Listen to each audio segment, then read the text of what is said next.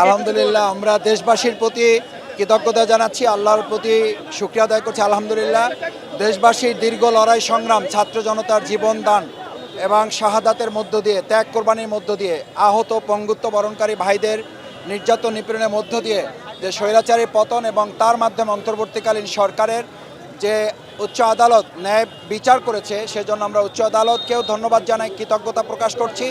এবং ভবিষ্যতে ন্যায় বিচারের এই ধারা অব্যাহত থাকবে এবং বৈষম্যহীন একটা রাষ্ট্রের জন্য আমাদের তরুণ ছাত্র শ্রমিক ভাই বোনেরা যে জীবন দিয়েছে, সেই নতুন বাংলাদেশ বিনির্মাণে আমরা আমাদের প্রিয় নেতা ডাক্তার শফিকুর রহমান এবং সদ্য কারামুক্ত দীর্ঘ 15 বছর যিনি জালিমের কারাগারে ছিলেন সেই নেতা এটিএম আজহারুল ইসলাম ভাই সহ আমরা দেশবাসীকে সাথে নিয়ে একটা মানবিক বৈষম্যহীন একটা বাংলাদেশ আমরা গড়ে তুলব। তিনি আমাদের সাহসী নেতা, তিনি আমাদের বলিষ্ঠ নেতা।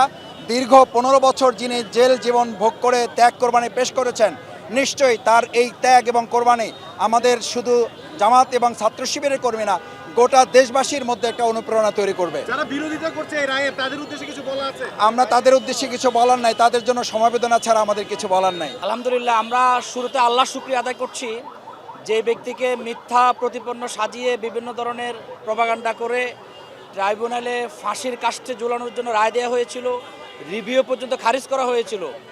আজকে 14 বছর পরে সত্য উদ্ভাসিত হয়েছে, মিথ্যা পরাজিত হয়েছে এবং আদালতের সর্বসম্মতিক্রমে এটা যে একটি অবিচার ছিল, জুলুম ছিল, সেটি প্রমাণিত হয়েছে।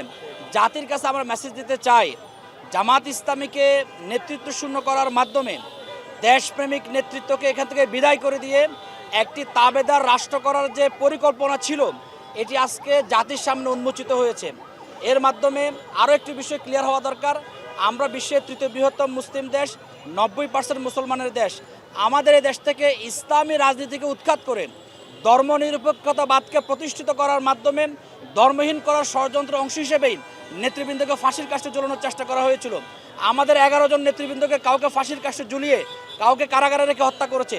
শুধুমাত্র একমাত্র ব্যক্তি ছিলেন যিনি আল্লাহর একান্ত মেহেরবানিতে আজকে জনগণের দোয়ায় তিনি মুক্ত হয়েছেন। আজকে তিনি মুক্ত হয়ে আমাদের মাঝে ফিরে এসেছেন। আমরা মূলত কোনো সমাবেশ নয়, আমাদের মজলুম নেতাকে বরণ করার জন্য সংক্ষিপ্ত সময়ের জন্য আমরা এখানে হাজির হয়েছি। আমাদের মজলুম নেতা তিনি বলেছেন, তিনি জনগণকে ধন্যবাদ জানিয়েছেন, বিশেষ করে বৈষম্য বিরোধী ছাত্র আন্দোলনের বীর সেনানী যাদের মাধ্যমে এই নতুন বাংলাদেশের সূচনা হয়েছে, যাদের মাধ্যমে বাংলাদেশের ন্যায় বিচারের অধ্যায় নতুন করে সূচনা হয়েছে, তাদেরকে তিনি অন্তঃস্থল থেকে ধন্যবাদ জানিয়েছেন। জাতিকে মেসেজ হচ্ছে, লড়াই করে ফেসিবাদ মুক্ত করা যায়, আর ফেসিবাদ মুক্ত করলে জনগণের অধিকার ফিরে আসে, ন্যায় বিচার নিশ্চিত হয়, আইনের শাসন প্রতিষ্ঠিত হয়। এজন্য আগামী দিনেও যে কোনো জুলুমের বিরুদ্ধে, ফেসিবাদের বিরুদ্ধে, অন্যায়ের বিরুদ্ধে আমাদের সোচ্চার থাকতে হবে। সোচ্চার থাকতে পারলেই, প্রতিবাদী হতে পারলেই মানুষ তার অধিকার ফিরে পাবে। এটি হচ্ছে জনগণের প্রতি আমাদের মেসেজ। তিনি আজকে দোয়া চেয়েছেন, তিনি যেন আমৃত্যু দেশের জন্য, দেশের মানুষের জন্য, জাতির জন্য ভূমিকা পালন করতে পারেন। বিশেষ করে আল্লাহর এই জমিনে দিন প্রতিষ্ঠার জন্য আমৃত্যু যেন ভূমিকা পালন করতে পারেন। তিনি মৃত্যুর মুখ থেকে ফিরে এসেছেন, কিন্তু তিনি ফিরে এসেও তিনি আজকের শহীদী মৃত্যুর কামনা করেছেন। আমরা বিশ্বাস করি তিনি জাতিকে, বৃহত্তর মানুষকে তিনি খ্যাতমত দিতে পারবেন, এই জাতির কল্যাণে ভূমিকা রাখতে পারবেন ইনশাআল্লাহ।